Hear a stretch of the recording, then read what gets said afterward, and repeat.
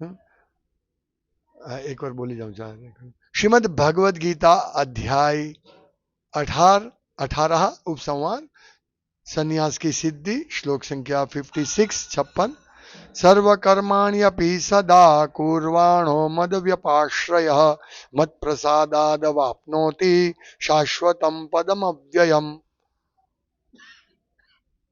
अनुवाद, मेरा शुद्ध भक्त मेरे संरक्षण में समस्त प्रकार के कार्यों में संलग्न रहकर भी मेरी कृपा से नित्य तथा अविनाशी धाम को प्राप्त होता है। तात्पर्य, मद व्यपाश्रय शब्द का अर्थ है परमेश्वर के संरक्षण में।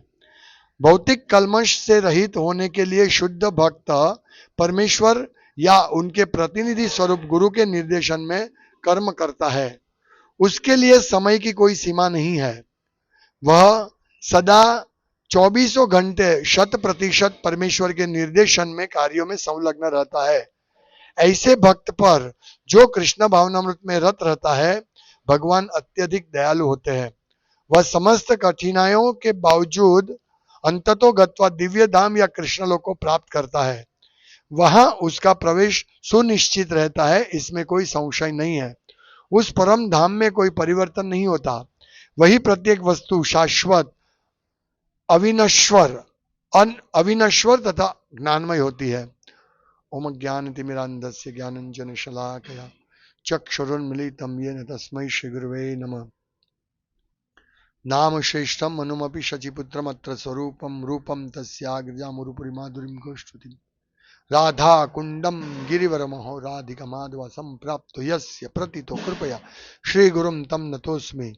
वंद्यहम श्री गुरु श्रीयुतपद कमलम श्री गुरुन् वैष्णवांश्च श्री रूपम साग्रजातम सहगण रघुनाथान्वितं तम सजीवम साद्वैतम सावधूतम परिजन सहितम कृष्ण चैतन्य देवम श्री राधा कृष्ण पादान सहगण ललिता विशाखान्वितांश्च हे कृष्ण करुणा सिंधु दीनबंधो जगतपते गोपेश गोपिका कांत राधा कांत नमोस्तुते। तप्त कांचन गौरांगी राधे वृंदावनेश्वरी वृषभानुसुते देवी प्रणमामि हरिप्रिये। वाञ्छा कल्पतरुभ्यश्च कृपा सिन्धुभ्यैव च पतितानां पावनेभ्यो वैष्णवेभ्यो नमो नमः। श्री कृष्ण चैतन्य प्रभु नित्यानंद श्री अद्वैत गदाधर शिवासादि गौर भक्त वृंद हरे कृष्णा कृष्ण कृष्ण हरे हरे हरे राम राम राम हरे हरे। हरे कृष्ण। आप सभी भक्तों के सहकार से ये उत्तम सत्संग, अद्भुत श्लोक जो हम बोल सकते हैं चाबी है, ये क्लू है हमारे सुखी होने की। हमें शाश्वत जीवन, शाश्वत सुख जिसमें दुख नहीं हो, ऐसा सुख प्राप्त करने के आज श्लोक है। वैसे पूरा 18 अध्याय उपसंहार पूरा भगवद गीता का निचोड़ है। हाँ? यहां क्या लिखा है? शाश्वतम पदम अव्ययम। शाश्वत जो चिरकाल है, जिसका कभी नाश नहीं हो, शाश्वत। कौन जीता है शाश्वत? कोई नहीं। अभी मैं सौराष्ट्र में गया था, तो वहां हमारे भगवान दामोदर प्रभु है, उनकी दादी को मिला, 95 ईयर्स ओल्ड, और इतनी तंदुरुस्त है कि पड़ोस में 2 घर छोड़ के वहां पे वो भिंडी, फिर वो दूधी, ये सब उगाती है, और हरे कृष्ण महामंत्र की 16 से ज्यादा माला करती है। वो बूढ़ी माता जी, दादी उनका, सोचिए इतनी उम्र, लेकिन शाश्वत नहीं है। हाँ, पर ये चीज से वो शाश्वत बन सकते हैं, भगवान का नाम लेने से शाश्वत बन सकते। तो यही शाश्वतम। इस जगत में सब लोग नश्वर है। हम हर रोज पढ़ते हैं अपने नश्वर देह त्याग दिया। नश्वर मतलब रहने वाला नहीं है। और यहां क्या लिखा? शाश्वतम पदम अव्ययम। वो स्थिति को, वो धाम को, शाश्वतम पदम, वो धाम को प्राप्त करते जो अव्ययम है, जिसका अव्यय, जिसका नाश नहीं होता है, व्यय नहीं होता है, अविनाशी। तो इसको प्राप्त करते हैं। शाश्वतम पदम अव्ययम मतलब ये जगह दिखाया है कि ऐसा धाम है जो शाश्वत है, जो इसका अविनाशी है, वो धाम का इंफॉर्मेशन दिया है। तो क्या है? आपनोति, अवापनोति, प्राप्त करते हैं, तो हमको वो प्राप्त करना है। कौन प्राप्त करता है? कैसे प्राप्त करते हैं? मत प्रसादात, भगवान कहते हैं मत प्रसादात, मेरी कृपा से ये शाश्वत दिव्य धाम जो अविनाशी है उसको प्राप्त कर सकते हैं, कृष्ण की कृपा से, है ना। बहुत सारे ऐसे धर्म कोई लोग कहते हैं कि यदि तुम हमारे गॉड को नहीं भजोगे तो तुमको परमानेंट नरक में डाल दिया जाएगा, हाँ? तुम भजोगे तो स्वर्ग में जाओगे, ऐसा बाइबल में और ये जगह पर लिखा है। इसीलिए भगवान को भजो, नहीं तो तुम नरक में जाओगे। पर ये स्पष्ट भेद समझना है। आज भगवान ये भेद बताते हैं कि मेरी कृपा से आप शाश्वतम पदम अव्ययम जा सकते हैं, अवापनोति, आपको प्राप्त हो सकता है। और वो ऐसा पद जो इससे बिल्कुल डिफरेंट है। आज हम जो अनुभव कर रहे हैं, हम सबको भयभीत है। सबसे पहला भय क्या है? मरने का भय। सबसे पहला हमको भय है मरने का, क्योंकि हम शाश्वत नहीं, हम मालूम है मरने वाले हैं, आज नहीं तो कल हम मरने वाले हैं, तो शाश्वत नहीं है, ये सबसे पहला भय है। और तो हम अविनाशी नहीं है और आनंदमय नहीं है, हम निरानंदमय है। हम पूरा दिन आनंद का प्रयास कर रहे हैं पर हम आनंद नहीं प्राप्त करते हैं, हाँ? और ऐसा धाम हमने, ऐसी जगह देखी ही नहीं हमने, ऐसी जगह है हम भूल गए। देखिए हमने, हम सब वहीं से आए हैं, हम भगवत धाम से आए हैं, हम सब बैक होम, हमें वापस उधर जाना है लेकिन हम भूल गए हैं हम वो धाम से आए हैं। तो वो धाम कौन प्राप्त कर सकता है? भगवान की कृपा से। लेकिन कौन, किसको ऊपर भगवान की कृपा होगी, वो इसमें दिखाया है। सर्व कर्माणि अपि सदा कुर्वाणो, सब कार्य करते हुए, सदा हमेशा, कुर्वाणो ये करते हुए। ऐसा कैसे हो सकता है? सब काम करो तो भगवान की कृपा मिलेगी। एक इंपॉर्टेंट पॉइंट ये है इसमें, क्या है? सर्व कर्माणि अपि सदा कुर्वाणो मद व्यपाश्रय, मेरे आश्रय में रहकर भगवान कहते हैं, ये इंपॉर्टेंट, ये सब की कड़ी है, मद व्यपाश्रय, यानी भगवान के आश्रय में रहना है। तो क्या होगा? हम अपना जो भी कार्य करेंगे उसमें भगवान के आश्रय में रहकर करेंगे, तो इससे क्या होगी? भगवान की कृपा मिलेगी और भगवान की कृपा से उनका अविनाशी शाश्वत धाम प्राप्त होगा। यह ये लिखा ना, मेरे शुद्ध भक्त मेरे संरक्षण में समस्त प्रकार के कार्यों में संलग्न रहकर भी मेरी कृपा से नित्य तथा अविनाशी धाम को प्राप्त होता है ना। सिंपल। पर क्या चाहिए? भगवान की कृपा। कैसे मिलेगी? भगवान के आश्रय में होंगे तो भगवान की कृपा मिलेगी। इसीलिए हम सबको भगवान के आश्रय में जाना है। तो कैसे जाए भगवान के आश्रय में? ये बहुत सुंदर भागवतम में प्रथम स्कंद के दूसरे अध्याय में भागवतम में कहा है, वासुदेव परा वेदा वासुदेव परा मखः वासुदेव परा योगा वासुदेव परा क्रिया वासुदेव परम ज्ञानम वासुदेव परम तपः वासुदेव परो धर्मो वासुदेव परा गति ही। प्रामाणिक शास्त्रों में ज्ञान का परम उद्देश्य पूर्ण पुरुषोत्तम परमेश्वर श्री कृष्ण है। यज्ञ करने का उद्देश्य उन्हें ही प्रसन्न करना है। योग उन्हीं के साक्षात्कार के लिए है। आज हम हर जगह देखते हैं योग शिक्षक, योग सीखो, इतना फी है, फर्स्ट पहला वीक फ्री में योग, फिर आपको पैसा भरना पड़ेगा। लेकिन मालूम नहीं है कि वो योग क्यों करना है। यहां लिखा है कि योग उन्हीं के साक्षात्कार के लिए है, यानी योग कृष्ण के साक्षात्कार के लिए, कृष्ण प्राप्ति के लिए योग है। लेकिन कोई ऐसा नहीं बताता है क्योंकि उनको मालूम नहीं है। अभी जो हम योग कर रहे हैं, भक्ति योग, श्रवण कीर्तन का जो योग कर रहे हैं, वो किसके लिए है? भगवान के साक्षात्कार के लिए है। तो ये ऐसा योग करना चाहिए। हाँ, उसके लिए कोई फीस नहीं है और फ्री है। हम रहेंगे या नहीं रहेंगे यहां फ्री, ये योग सबको फ्री, साथ में प्रसाद भी मिलेगा। योग शिक्षक देते हैं कि वो योग में जाते होंगे तो प्रसाद देते हैं? नहीं, पैसा लेते हैं। हम कोई पैसा नहीं, हाँ हम पैसा लेते हैं, पर मांग आपको देना हो तो, आपको अच्छा लगे तो देना है तो दे सकते हैं।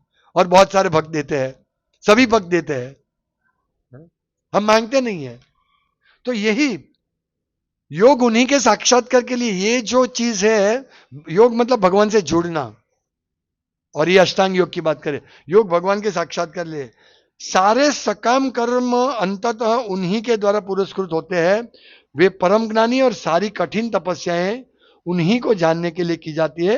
उनकी प्रेम पूर्ण सेवा करना ही धर्म है, वे ही जीवन के चरम लक्ष्य है। कौन? कृष्ण वासुदेव। कृष्णाय वासुदेवाय देवी के नंदनाय च। तो ये भगवान, इसलिए हम सबका एकमात्र कर्तव्य है, योग करो, सकाम कर्म करो, अपने कोई भी कार्य करो, वासुदेव के साक्षात्कार के लिए होना चाहिए। वो कैसे? वो समझना है। तो हम जो भी कार्य करते हैं, खाना खाते हैं, है ना, तो किसके लिए? भगवान को अर्पण करके खाओ, सिंपल चीज। इसको बोलते हैं मद व्यपाश्रय, मेरा आश्रय। भगवान हम ये लाए हैं, ये चीज आपके लिए बनाए प्रेम से, आप कृपा इसको ग्रहण कीजिए। कहाँ है? हम आश्रय में जाते हैं, हम खाने बैठ नहीं जाते हैं, हम भगवान के आश्रय में जाते हैं। भगवान आप लीजिए, आप लेंगे, उसके बाद मैं लूंगा, यदि आपकी कृपा हो तो। इसीलिए इसको हम बोलते हैं प्रसाद। तो हमने एक कार्य किया, यहां लिखा है ना, कहां गया हूं कि सर्व कर्माणि अपि सदा कुर्वाणो, सब कार्य करते रहो, लेकिन इस प्रकार से कृष्ण वासुदेव को समर्पित करते हुए, कृष्ण को समर्पित करते हुए सब हमको कार्य करना है। इसका कितना बड़ा लाभ है। ऐसे नास्तिक लोग समझते हैं ये क्या भगवान के सामने रख दिया, ये भगवान क्या है, तो चित्र है। वो लोग ऐसे समझते हैं। वो लोगों को श्रद्धा नहीं, उनको छोड़ो, नास्तिक को छोड़ो। बहुत सारे, मोस्ट ऑफ लोगों को मालूम ही नहीं है कि भगवान क्या है। जैसे मैंने आज सुबह भागवतम क्लास में बताया था ना, हम लोग सौराष्ट्र में एक मंदिर में गए, भगवान दामोदर प्रभु के गांव के नजदीक मंदिर, जंगल में पूरा मंदिर, सुंदर आश्रम बने, उसमें कृष्ण का विग्रह है और पूजा करते हो लोग, बहुत लोग उधर आते हैं। तो वहां एक आए थे साधना करने के लिए, तो मैं वहां बोल रहा था कि ये साक्षात भगवान है। और हम हमारी आंख से दिखते नहीं है भगवान, इसीलिए भगवान कृपा करके इस प्रकार पत्थर के रूप में, अर्चा विग्रह के रूप में आए हैं, ताकि हम उनको देख सके और उनकी सेवा कर सके। तो वो बोले नहीं नहीं, ये पत्थर हमको दिखता नहीं, ये पत्थर है, इसके अंदर भगवान है, इसके अंदर भगवान है। मतलब कॉन्सेप्ट नहीं है, वो सोचती है पत्थर तो क्या है, पत्थर है, ऐसे ही। इसीलिए लोग, भाई ये तो छवि है, छवि को क्या अर्पण करेंगे, वो कैसे खाएंगे? हमारा फोटो होता है, तो हमारे फोटो के सामने अगर हम कुछ रख देंगे तो हमारा पेट भरेगा? नहीं भरेगा। तो हम ऐसा ही सोचते हैं कि भगवान भी ऐसे है। भगवान का छवि भागवतम में वर्णन है, भगवान का चित्र, भगवान का रेत का विग्रह, मिट्टी का विग्रह, धातु का विग्रह, ये सब छोड़ दो, कोई विग्रह नहीं। अगर हमने मन में भगवान का कोई विग्रह रखा है, जैसे हम ट्रैवलिंग करते हैं तो हमारे पास कुछ नहीं होता है, तो हम मन में भगवान को भोग अर्पण कर सकते हैं। देखिए भगवान इस प्रकार प्रकट होते हैं। तो ये छवि के सामने नहीं, हमारे घर में छवि होता है मंदिर में, तो छवि साक्षात भगवान है। भगवान पूर्ण है, एब्सोल्यूट है, और भगवान की सब शक्ति है, इसीलिए वो भगवान है। क्योंकि कलर, कागज, मिट्टी, रेती, धातु कौन है? पृथ्वी, जल, अग्नि, वायु, आकाश, सब भगवान की शक्ति है। तो भगवान कोई भी रूप में आ सकते हैं, ये शास्त्र आधारित। तो इसीलिए छवि के सामने हम भगवान को अर्पण करेंगे, हो गया, भगवान ग्रहण करते हैं। इसको बोलते हैं मद व्यपाश्रय, ये भगवान के आश्रय में रहना। और बहुत सारी ऐसी, सुबह उठ के रात को सोते तक, मैंने आगे भी बताया था, A to Z शास्त्र में वर्णन है। और हम इस प्रकार से कृष्ण भगवान को केंद्र में करके एक एक एक्टिविटी कर सकते हैं, एक एक एक्टिविटी। जैसे मैंने बताया था, स्नान करने के टाइम स्नान करते हैं, प्रार्थना करें, गंगे च यमुने च गोदावरी सरस्वती नर्मदे सिंधु कावेरी जलेस्मिन् सन्निधिं कुरु। फिर ओम अपवित्र पवित्र व सर्वावस्था गौतो पिवा यस्मरेत पुंडरीकाक्षम सबाह्यभ्यंतर शुचि। तो दो मंत्र से हम शुद्धिकरण भी करते हैं और स्नान करते हैं। तो ये सब नदियों का स्नान होता है। ये शास्त्र हमको कितनी अच्छा मार्गदर्शन, कितना अच्छा फैसिलिटी देते हैं। हम तो गंगा में स्नान करने रोज जा सकेंगे, तापी इधर है तो नहीं जाते हैं। किसने तापी में लास्ट स्नान किया? कब? 1 વર્ષ થઈ ગયું, 1 વર્ષ ગયા વર્ષે, 1 વર્ષ ઉપર થઈ ગયું। આજે આપણે કરી દઈએ ગુંડીચા માર્જન, આ વખતે ક્યાં કર્યું સ્નાન? हाँ, विचारो, हम तापी के पास स्नान नहीं कर सकते हैं, तो यहां तो शास्त्र को बोलते, ये मंत्र बोलो, गंगे चाहे यमुने चाहे गोदावरी सरस्वती, सरस्वती नदी नहीं है अभी, लुप्त हो गई है। सरस्वती, गोदावरी, नर्मदे, कावेरी जलेस्मिन सन्निधि कुरु, सब नदियों में स्नान करते हम। एक दो भक्त मुझे ये अभी कुंभ मेला गया ना, गंगा जल कृपा करके लाए थे, मुझे दिया था और मैंने वैसे स्नान किया, पर मैं भूल गया था। एक दिन, जिस दिन मुझे दिया उस दिन मैंने नहीं किया। तो मुझे फोन करके पूछा, प्रभु जी आपने स्नान किया? ओ मैं भूल गया। पर मैं बोला मैं रोज यही मंत्र बोल के स्नान करता हूं, तो ये मंत्र में सब आ गया। तो ये फैसिलिटी देखो, सब लोग स्नान करते हैं। लोग स्नान क्या करते हैं? ठंडे ठंडे पानी से। लेकिन हम ऐसे नहीं स्नान करते, सिर्फ चेतना थोड़ी बदली कर दी हमने। ये मंत्र बोलते हम और फिर हरे कृष्ण मंत्र बोलते हैं, है कि नहीं? क्या दिक्कत है? इसको बोलते हैं मद व्यपाश्रय, भगवान के आश्रय में रहकर 2 श्लोक बोल दिया। पिक्चर का गीत याद रख करने से अच्छा है ना, लोग पिक्चर के गीत गाते हैं इसमें बाथरूम टॉयलेट में, हम भगवान का स्मरण करते हैं। यही इसको बोलते हैं सर्व कर्माणि अपि सदा कुर्वाणो, सब काम करो। स्नान तो करना पड़ेगा, ब्रश करना पड़ेगा, ये सब करना पड़ेगा, लेकिन केंद्र क्या है? भगवान के लिए, भगवान, ताकि हम फ्रेश हो जाए, स्नान करे, पवित्र हो जाए। ओम अपवित्र पवित्रो वा सर्वावस्था गतो पिवा, कोई भी परिस्थिति में हम कैसे भी हो, पवित्र है या अपवित्र है, सर्वावस्थो गतो पिवा यस्मरेत पुंडरीकाक्षम, जो पुंडरीकाक्ष कृष्ण को याद करते हैं, सब बाह्यभ्यंतर शुचि, उसका बाह्य और अंदर सब शुद्धि हो जाता है। वैसे हम घर में स्नान करते, उससे शुद्धि नहीं होता है। शास्त्र में वर्णन है, बहते हुए पानी, विशाल जलाशय का पानी हो शुद्ध होता है। अभी हमारे टंकी में पानी शुद्ध नहीं होता है, और वो पानी कहां से आता है? वो भी टंकी में से आता है, नदी में से खींचते हैं, टंकी में रखते हैं, फिर हमारे घर आते हैं, तो शुद्ध नहीं होते। ये कोई शुद्ध नहीं होता है पानी, इससे हम शुद्ध नहीं हो सकते हैं, है ना?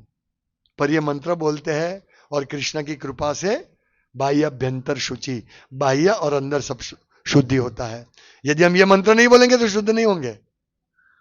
फिर तिलक लगाते हैं, है ना, भगवान का 12 जगह 12 स्थान पर तिलक धारण करते हैं। सिंपल, ये मॉर्निंग प्रोग्राम, मॉर्निंग के लिए। सुबह उठते ही पहले हम प्रार्थना करते हैं, गुरु को याद करते हैं, कृष्ण को याद करते हैं, पृथ्वी माता की परमिशन लेते हैं। हा? सब लोग बोलते हैं ना भाई ये मंत्र। हा? कराग्रे वसते लक्ष्मी, कर मध्य सरस्वती, कर मूले तो गोविंद, प्रभाते कर दर्शनम। बोलो के नहीं भाई? किला जन बोलो। હા 25%, 50%. ભાઈ બોલો, આ ભગવાનને સ્મરણ કરો ને, પહેલા ઉઠતા જ મંત્ર બોલો ને, પછી સમુદ્ર વસને દેવી, ધરતી માતા ભૂમિ દેવી ભગવાન વિષ્ણુના પત્ની છે, એમની પરમિશન લે તમે પગ કેવી રીતે મૂકી શકો? તો ઉઠીએ ત્યારથી જ ભગવાનના આશ્રયમાં આપણે ચાલ્યા જઈએ છીએ. સૂઈએ ત્યારે તો છીએ જ. શ્વાસ કોણ ચલાવે છે? હૃદય કોણ ધબકાવે છે? આપણી કેપેસિટી છે હૃદય. રાત્રે કોણ કરે છે? ભગવાન. એટલે સૂતા બેઠતા બધું ભગવાન કરે છે, ખાલી આપણે એમનું સ્મરણ કરવાનું છે કે ભગવાન તમે મને સુવાડ્યો અને જીવાડ્યો. मुझे वो एक बार गुंडीचा मार्जन में मैं गिर गया था, मुझे सर में लगा था.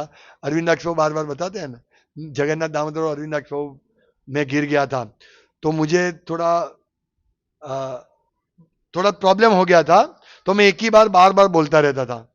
और जब मैं सोने गया तो मैं सोचा अभी सो जाऊंगा, मालूम नहीं उठूंगा कि नहीं, उठ पाऊंगा कि नहीं, ऐसा लग रहा था. बहुत साल पहले की बात है, 15-17 साल पहले की बात है. तो ऐसे ही लग रहा अभी उठ पाऊंगा कि नहीं.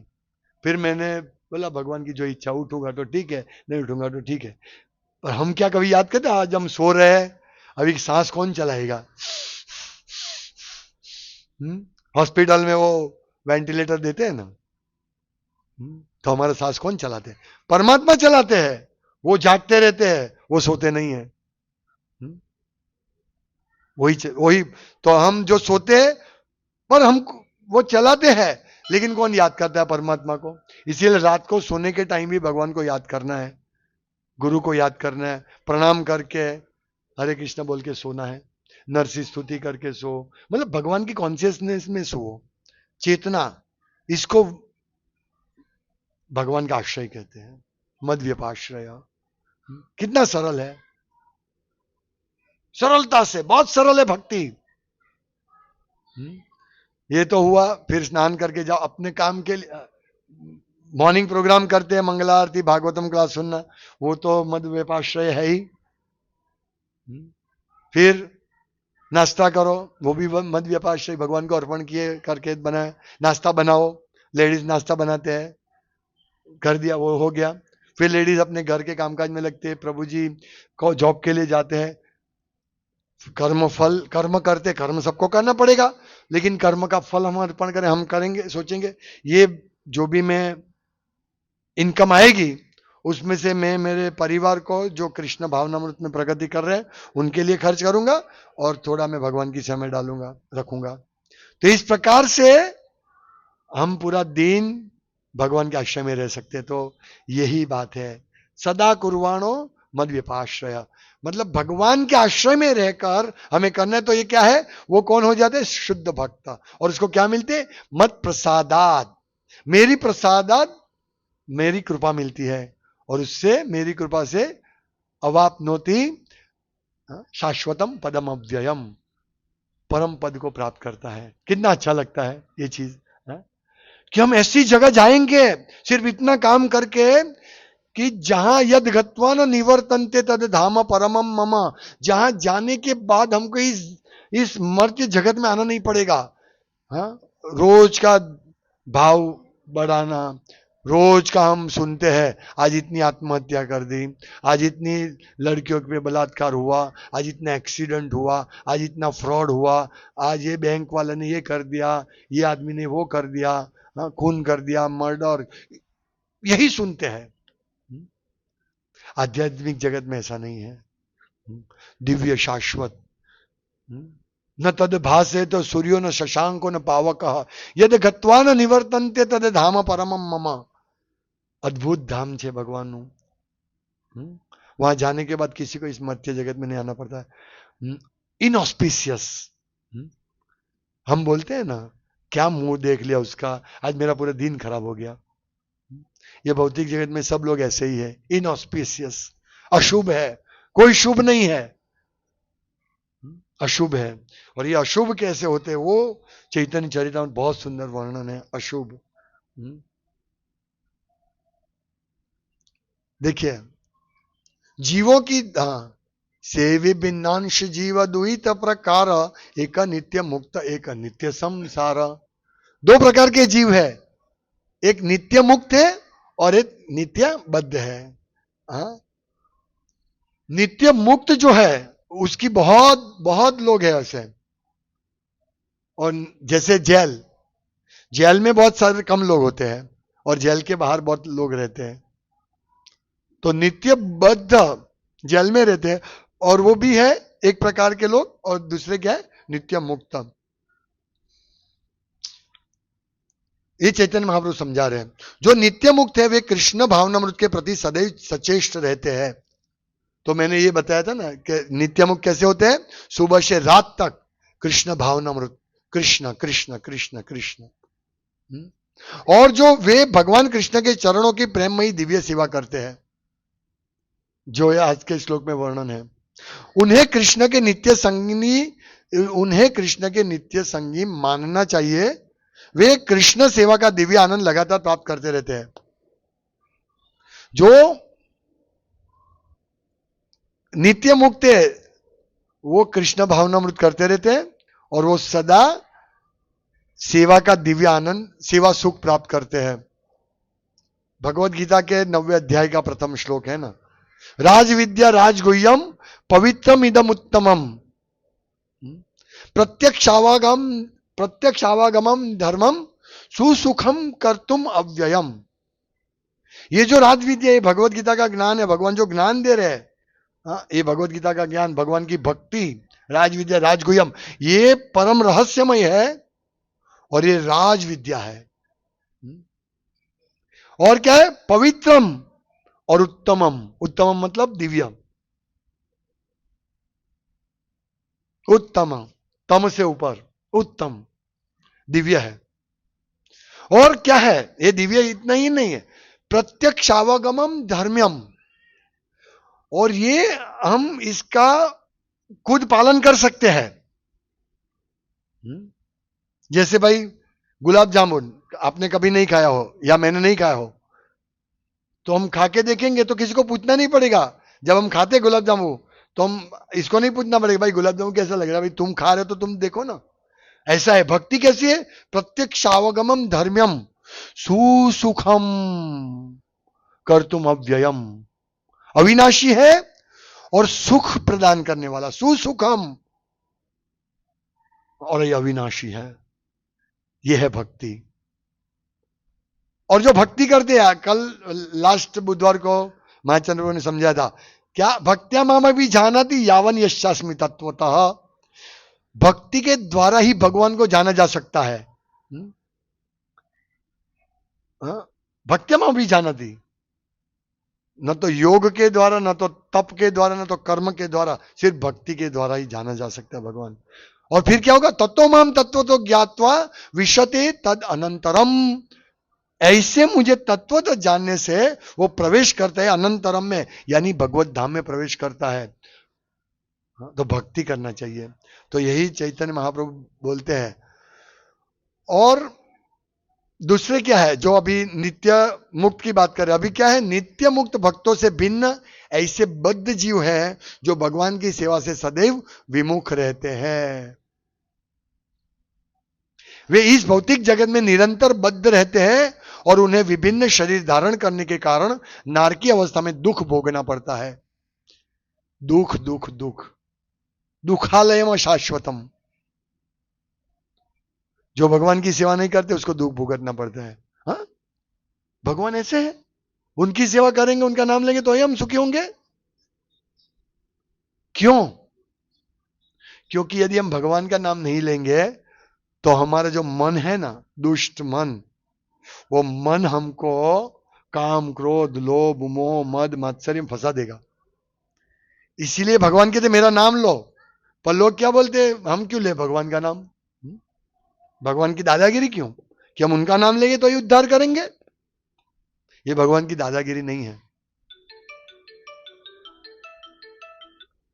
ये भगवान की दादागिरी नहीं है, भगवान की कृपा है कि वो हमको समझा रहे, बेटा तुम मेरा नाम लो तो तुम पवित्र होगे। मेरा नाम नाम नमकारी बहुदानी जय सर्वशक्ति, मेरी सब शक्ति मेरे नाम में है, तुम मेरा नाम लो तो तुम पवित्र होगे। अगर तुम मेरा नाम नहीं लोगे तो तुम्हारा मन जो है मंत्र, वो ताहित मन तुमको परेशान करेगा, जो नहीं करना है वो करेगा तुम। तुम्हारा मन रजोगुण तमोगुण में है, इसलिए जो नहीं करना है वो तुम करोगे। और ये जो नहीं करना है, जैसे मांस खाना, मांस नहीं खाना चाहिए भगवान कहते हैं, तो तुम बोले मैं भगवान को नहीं मानता हूं, ठीक है, तो तुम मांस खाओगे तो इसका रिएक्शन भुगतना पड़ेगा। और तुम अपने कर्म से नरक जाते हैं। ऐसा नहीं भगवान को नहीं भजने से नहीं जाते हो, क्योंकि तुम भगवान को नहीं भजते हो, भगवान का स्मरण नहीं करते हो, इसीलिए तुमको मालूम नहीं है कि सही क्या है गलत क्या है। इसलिए हम सबको मालूम होना चाहिए क्या करना चाहिए क्या नहीं करना चाहिए। और यदि हम भगवान की भक्ति करेंगे तो हमको सब भगवान समझाए। तेषामेवानुकंपार्थ अहम अज्ञानजम तमः, मैं उनके ऊपर कृपा करता हूं और उनका नाश मायात्मया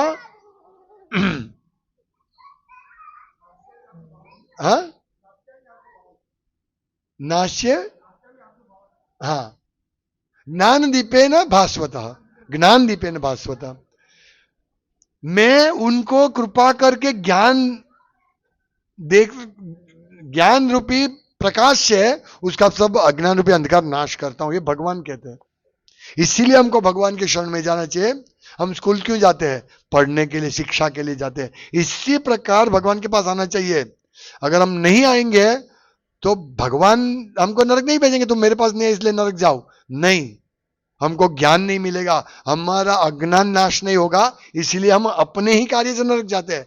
तो भगवान किसी को स्वर्ग या नरक भेजने के लिए नहीं है, पर भगवान कहते बेटा तुम मेरे पास आओ, मेरी सेवा करो, तो इससे तुम मेरे पास, मेरे धाम में आओगे, वहां मेरे साथ तुम सुख प्राप्त करोगे। अगर नहीं करोगे ठीक है, नरक में जाओगे। यथेच्छसि तथा कुरु, तुमको जो करना है करो, पर फिर जवाबदारी तुम्हारी, जवाबदारी तुम्हारी। फिर मुझे मत बोलना, लोग मूर्ख लोग ब्लेम करते हैं, भक्त कभी ब्लेम नहीं करता है। भक्त दुखी अवस्था में होता है कभी, तो ऐसा नहीं बोलता है भगवान की वजह से मुझे दुख मिला, नहीं। जब अभक्त होते हैं वो कोई भी कारण, अपने कारण से दुखी होता है, और नाम किसका देता है? भगवान का नाम दे देता है। ये डिफरेंस है। तो नित्य, जो नित्य बद्ध है वे इस भौतिक जगत में निरंतर बद्ध रहते हैं, और उन्हें विभिन्न शरीर धारण करने के कारण नारकीय अवस्था में दुख भोगना पड़ता है।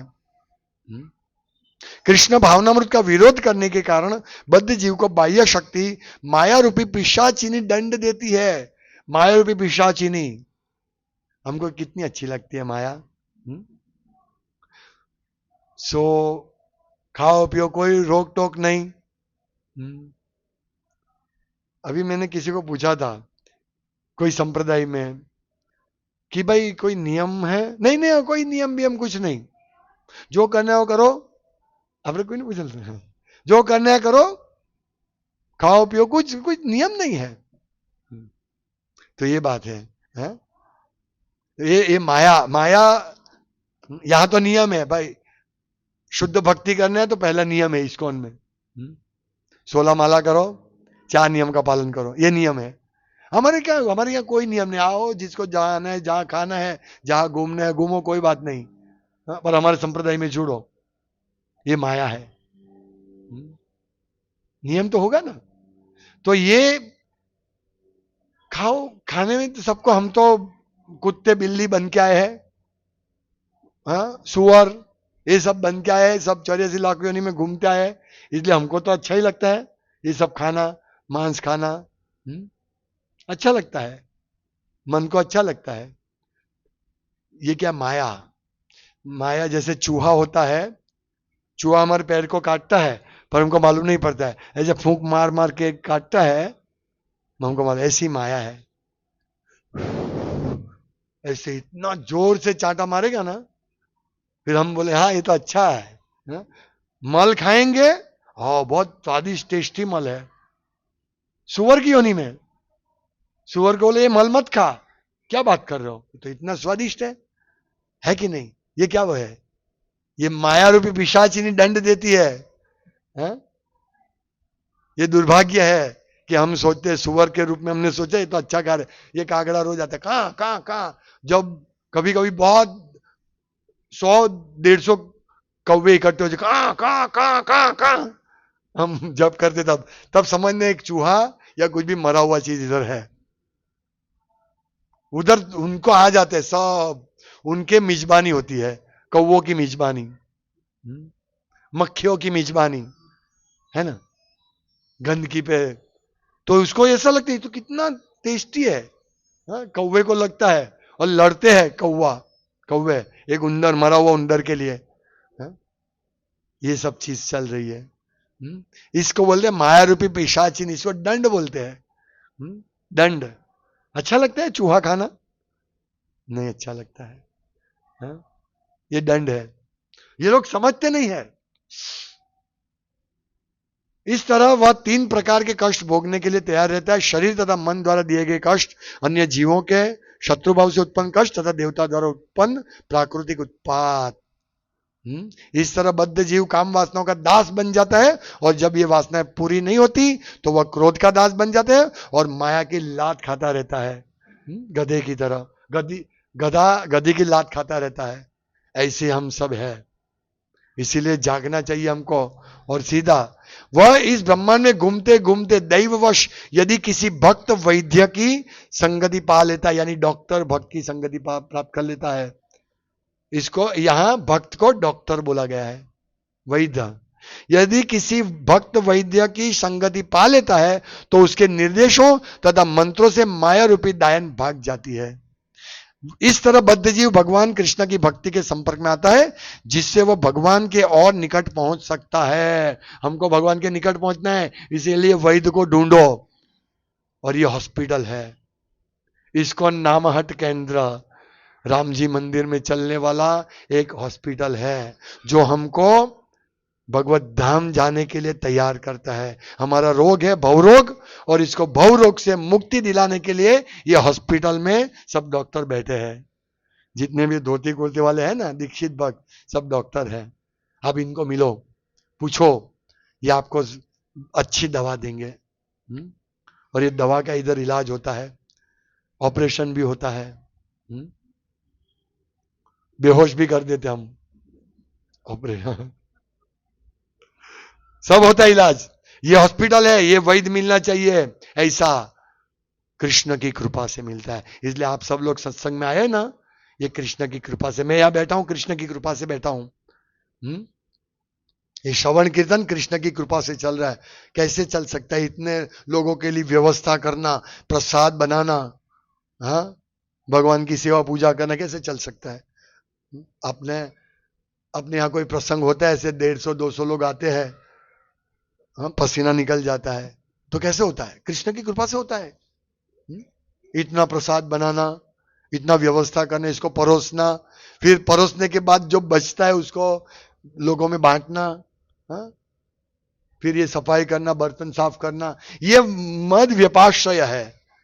जो भी इस सेवा में लगते हो मद व्यपाश्रय भगवान के आश्रय में है और भगवान की कृपा से है। इसीलिए हम लोगों को ये सब सेवाएं करनी चाहिए प्रेम से।